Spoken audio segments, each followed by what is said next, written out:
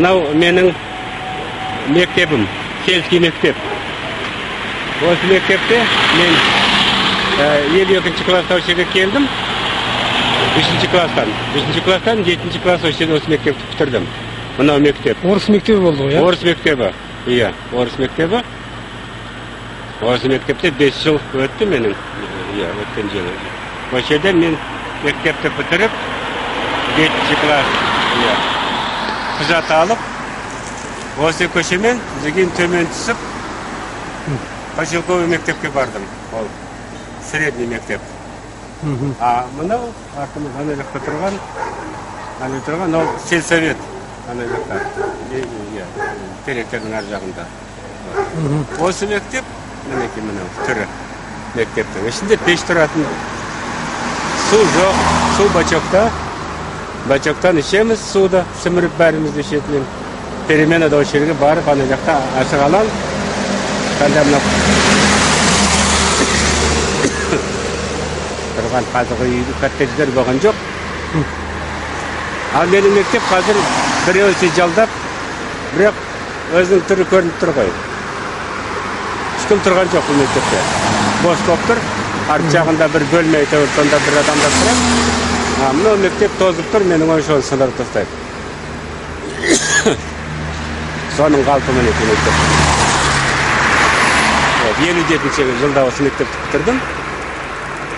Ол менің енді туған мектебім деп санаймын. Тастақ. Поселканың мектебі. Бәріміз осы жерде. Сонда осы көшеде талай ойнап жүрдіңіз ғой? Иә, осы жерде бір көшеде, өмір өсіді көшеде өтті. Таңертең мектепке, кешке таман базарға барамыз, очередьте тұрамыз, нанға, суға, керосин, сол, картоп, сөйтіп қой. Бір өмір осы көшеде өтті. Бұрын Ленин көшесі болатын, деген Роднев көшесі, қазір Брусиловский деп көше беріп қойды атын. Өзгере береді. Бірақ енді маған оның мағынасы өтпейді, бұл көшенің нағыз балалық кезім осы көше. Осы көше, мынау мектептің алдында ашық алаң. Сол ашық алаңда біз ойнайтымыз, футбол ойнайтымыз балалармен. Осы жерде талай төбелескен де шығарсыз? Төбелесті болды, ана жер төбелес болады, төбелес шығатын тәп мынау ринг болған сол жерде. Ашық алаң жерде, кішкене қуыстау жер, сырттан көрінбейді. Сол жерде. Сонда сізге не үшін тиісетін? Тиісетін қазақ болғаннан.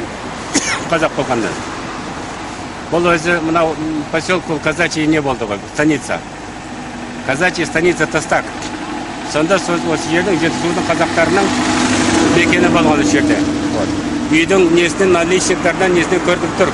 Бұл қазақтың несінің бір бай адамның үйі екені, біздің мектептің. Сол себептен ол қазақтар қазаққа өш.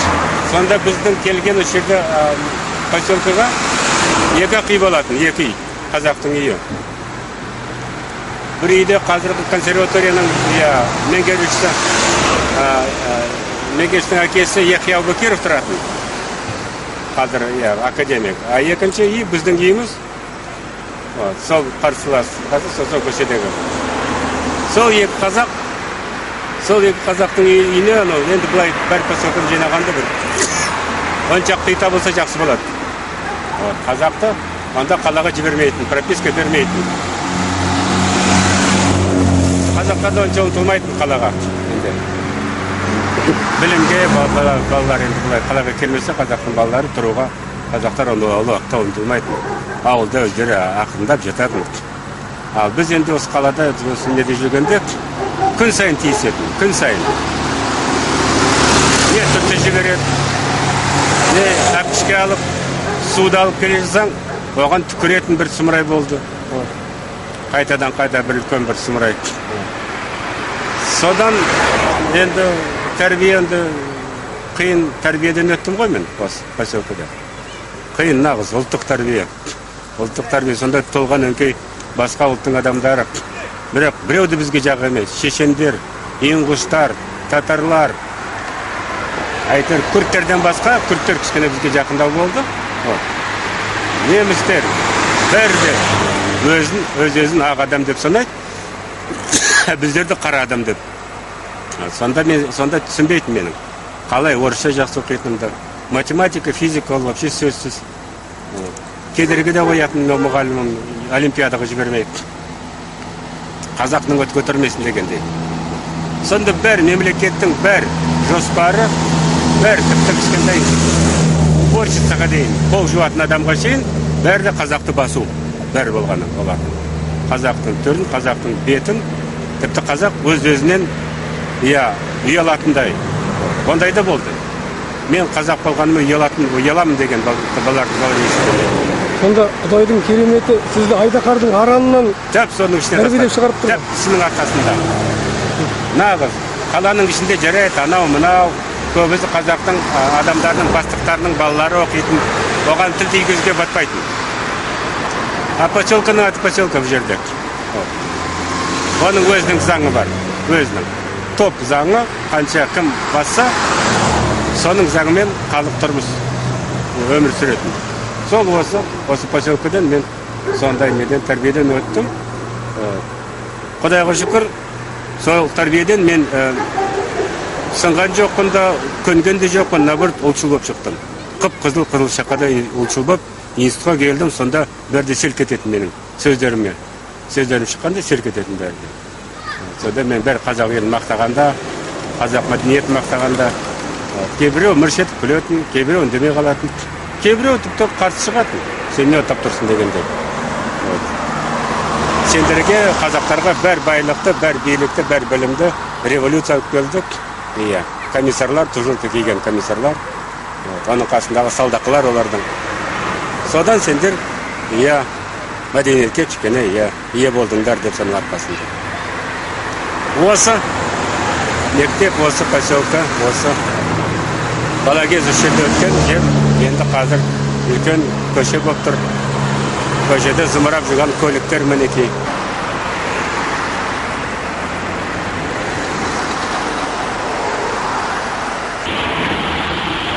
Жаңа мыңжылдық басталса да, адамдар өздерінің орталарында кім жүргенін, өздерінің өмірлері қалай өзгеріп бар жатырғанын сезінбейді, сезінсе де түсінбейді. Осының бәрін кім істеп жатыр еді? Қарапайым тұрмыста тұрса да, барлық дүниені өзгеріске енгізіп,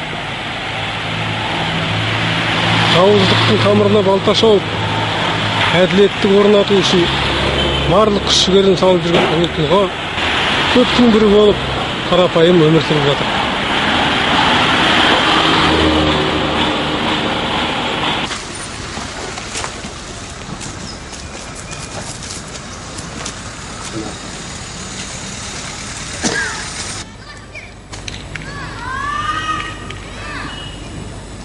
Оныншы классқа шейін оқыған мектеп, номер 62-ші мектеп, бұрын болатын.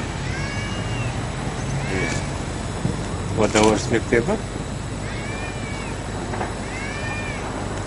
Осы жерден мен аттестат алып, өмірге шықтым. Осы мектепте. Сонда бір оның қызық жері, қаланың бәрі, сонда 59 жылда қаланың бәрі 11 классқа өтіп кетті. 11 классқа. Мынау мектеп, поселковый мектептің дәрежесінің 10 класстың мектебі. Сонда бізге қосылған талай сол ауылдың, қаланың балалары. Ортанша лауазымды адамдардың балалары көбісі сонда. Осы мектеп 8-ші класстан сонда 59 жылда толық кетті осы. Сол балаларға класстардың жартысы қаланың балалары болды. Соның арқасында мектептің сонымен мұғалімдер де келді, жақсы мұғалімдер. Бұрынғы мұғалімдер де жақсы болатын. Анау жас мұғалімдер келді соның артынан. Сол мектеп олай поселковый мектеп болса да, оның несі дәрежесі өте биік болды мектепте. Репрессияға ұшыраған мықты мұғалімдер, ұстаздар осында келіп сабақ берген екен ғой? Осы жерде, сол репрессияға мұғалімдер сыйыспаған қаланың мектептеріне. Тәп осы жерге, осы мектепке келіп, осы жерде талай солардан білімді алдым осы жерде. Жақсы, өте жақсы математиканың мұғалімі наконечная Лилия Александровна сол маған сабақ берді математикадан.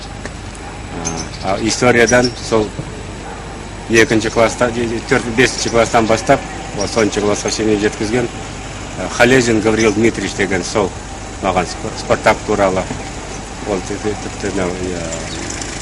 Петр Патша, Александр Македонский туралы сол сабақтары сол кітапқа кірді, сол марқұм үлкен кісінің арқасында. Онда талай-талай көп адамдар, талай-талай жаман да болды. Бір мұғалім, тарихшы бітірген аяғында оны, новейший история. Ол мен әбден жақтырмайтын. Химиядан беретін адам, оның атын атамай қойын, тіпті қазақтар точный дейді ғой, наукаларға милары жетпейді. Нақты ғылымдарға? Нақты ғылымдарға. Сөйтіп, деген әрқашан маған 4 қоятын, 4. Сонда аттестатта экзамен бергенде, емтихан бергенде, сол комиссия дейді. Комиссия аяғында ол маған 4 қойыпты. Комиссия таң қалды. Жоқ, оның годовой 4, артық оның қоюға болмайтын. Комиссия мені шақырып, тағы да сұрақтар қойды. Сұрақтар қойдық, формуларын жазып бердім, нағыз қиын сұрақтардың бәрінде. Ассоциациясын, электролитін бәрін жазып бердім. Аяғында былай кейін сөйлескенде мен классный программның биік білім көрсеттім. Онда мен кітапханада отырамын көбісі. Оны процесс туралы, басқа химик туралы, талай ненің Пристли деген английский химиктердің. Соның бәрін несін айтып бергенде, олар шешім шығарды. Аяғы дәрежемен, аяғы немен 5 қоюға, аттестатқа. Анау мұғалімге наразы шығарды, айтты, неге, директорға. Мынау мұғалімнің, мынау балаға бір несі бар, өші. Қай жағынан білмейміз, бірақ ол оған дұрыс қараған жоқ, дұрыс. Әділет көзімен. Онда осындай талантты баланың тек қазақ болған үшін ғана олар жақтырмай тұрған? Жақтырмайды. Енді көріп бір жатыр ғой. Енді жан бір жатыр. Мына қазақтың баласын озып кетеді деп мыналардан, озып кетеді. О да бір жерде кейін отырып алып, академик болып, бізге қысым жасайды біздерге деп. Сонда колониальный политика. Сонда бәрі өшерге 90% көшіп келген, басқалды айтай қойын, 90% орыстардың көшіп келгендері, олар колониалистер. Бәрі өмірі енді өз жерін, өз туған жерін. Отарлаушылар. Тастап кеткен адам, оның бәр арманы не? Келген жердегі адамды құрту. Ол табиғатына, намысына тиеді. Ол келді, бұл жерді басты.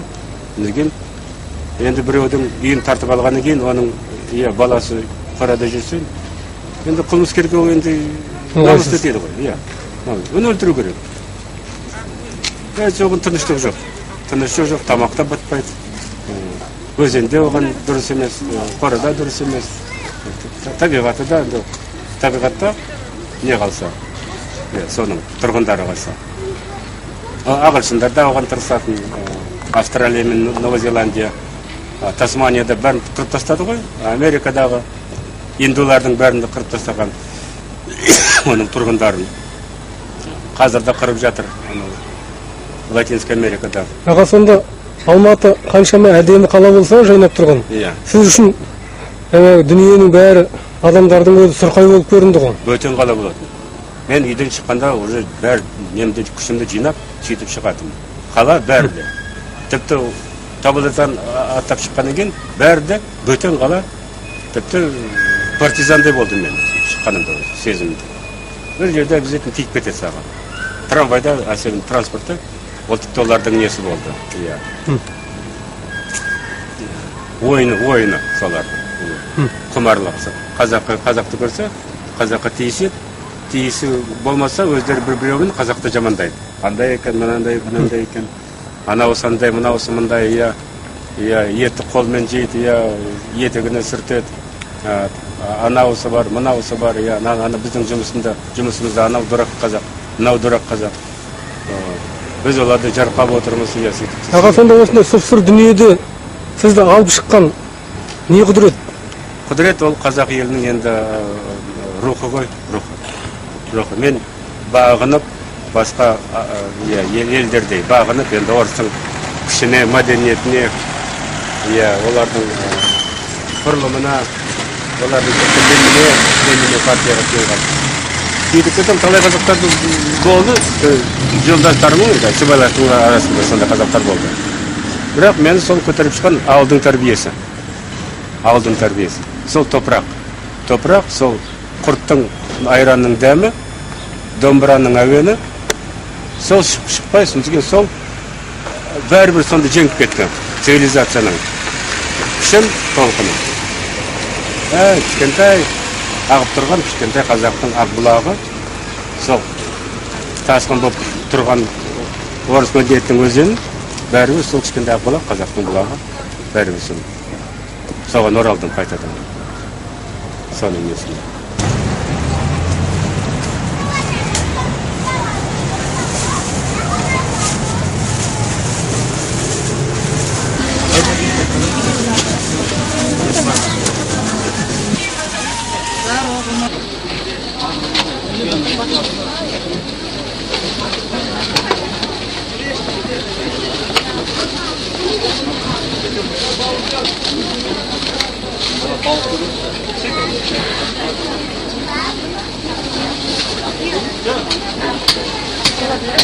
Эти тоже по 50, вот эти 100, эти 60. Вот хорошие кишкелатные.